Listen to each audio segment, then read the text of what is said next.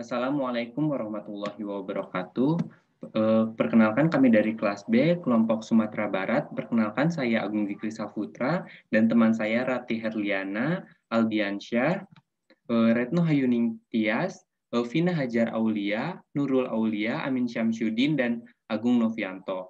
Topik pembahasan pertama di website ini kita akan membahas tentang ekspor dan impor. Kegiatan ekspor dan impor merupakan salah satu faktor penting bagi perekonomian Indonesia. Tetapi dengan adanya pandemi ini telah mengganggu akses perdagangan dunia karena beberapa pelabuhan ditutup, sehingga menurunkan kinerja ekspor Sumatera Barat. Periode Januari sampai Oktober, Sumatera Barat mengalami surplus sebesar 0,99 juta dolar Amerika Serikat. Neraca perdagangan didominasi oleh sektor migas pada tahun 2019 dan oleh sektor non-migas pada tahun 2020. Selanjutnya adalah perkembangan indeks pedalaman dan keparahan kemiskinan. Penduduk miskin merupakan penduduk yang memiliki pengeluaran per kapita per bulan di bawah garis kemiskinan. Perkembangan indeks kedalaman dan keparahan kemiskinan Sumatera Barat dalam kurun waktu 3 tahun menurun. Kemudian jumlah penduduk miskin dari tahun 2019 ke 2020 menurun sebanyak 15.000 jiwa. Kemudian garis kemiskinan Provinsi Sumatera Barat menurut pendapatan per kapita per bulan setiap tahunnya meningkat. Sekarang pada tahun 2020 pendapatan per kapita per bulan mencapai 544.315 dan selanjutnya persentase penduduk miskin tiap kabupaten atau kota di Sumatera Barat 2019 dengan 2020 memiliki perbandingan yang tidak beda.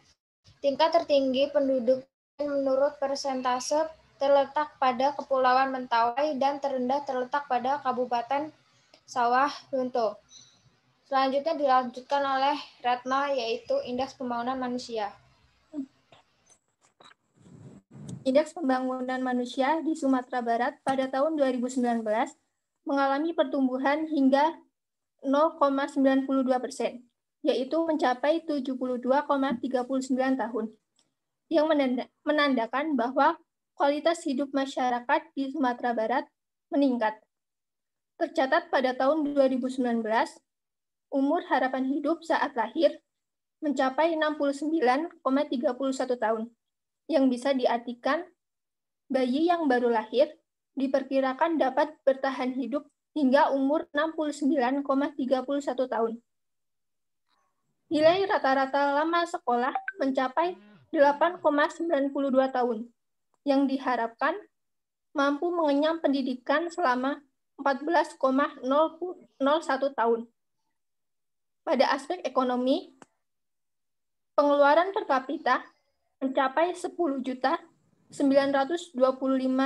juta rupiah per kapita per tahun. Selanjutnya APBD. APBD Provinsi Sumatera Barat. Secara umum, struktur APBD terdiri dari pendapatan daerah, belanja daerah, dan pembiayaan daerah. Anggaran dan realisasi pendapatan daerah triwulan 2 2019. Pada tabel di atas, total anggaran pendapatan menunjukkan 6.728,87 miliar. Adapun realisasi pendapatan sebesar 3.257,57 miliar. Angka ini menurun 48,841% dari anggaran pendapatan pada APBD Provinsi Sumatera Barat triwulan 2 2019. Sedangkan pada belanja daerah, anggaran 7.130,37 miliar. Realisasi mengalami penurunan 31,38% dari anggaran belanja daerah pada APBD Provinsi Sumatera Barat. Selanjutnya, sosial.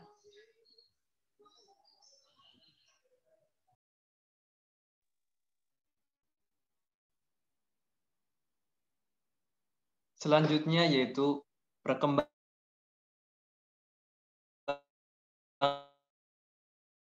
4 tahun terakhir cukup signifikan.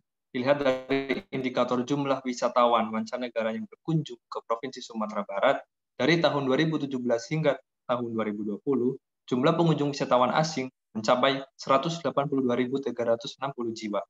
Puncak tertinggi terjadi di tahun 2019 sebanyak 60.000 811 wisatawan asing yang berkunjung atau sebesar 33,3% dari total wisatawan mancanegara yang berkunjung ke Provinsi Sumatera Barat, yang sebelumnya hanya 54.361 wisatawan asing atau sebesar 29,8%. Namun, penurunan yang begitu drastis terjadi di tahun 2020 yang sebelumnya berjumlah 60.811 menjadi 10.875 wisatawan asing yang berkunjung. Hal ini dapat dilihat dari bulan April hingga Desember yang sama sekali tidak terdapat wisatawan yang berkunjung disebabkan dampak pandemi COVID-19 yang melanda di seluruh dunia. Lalu, dari mana saja mereka berasal?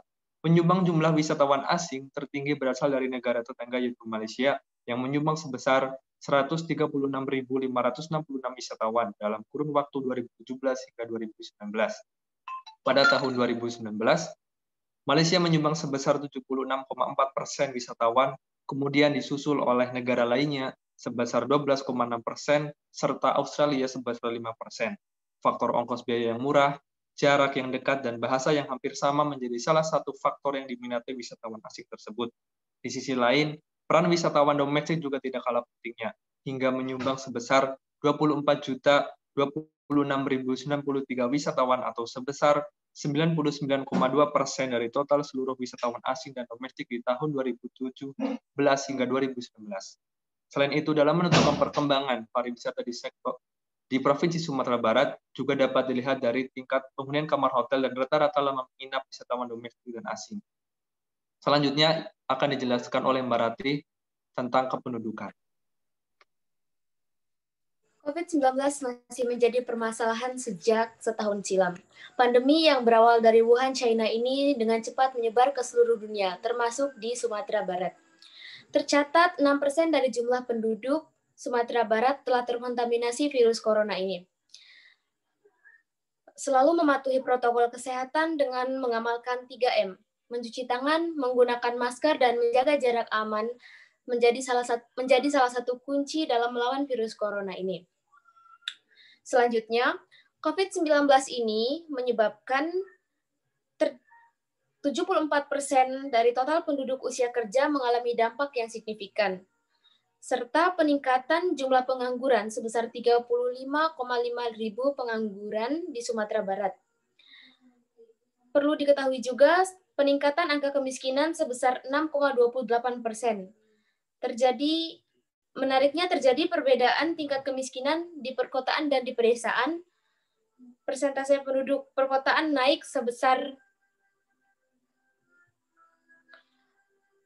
4,71% menjadi 4,97% pada Maret 2020, dan untuk persentase penduduk miskin di daerah pedesaan dari 7,69% turun menjadi 7,43%. Perbedaan ini disebabkan adanya penurunan pendapatan per kapita di setiap masyarakat antara masyarakat pedesaan dan perkotaan.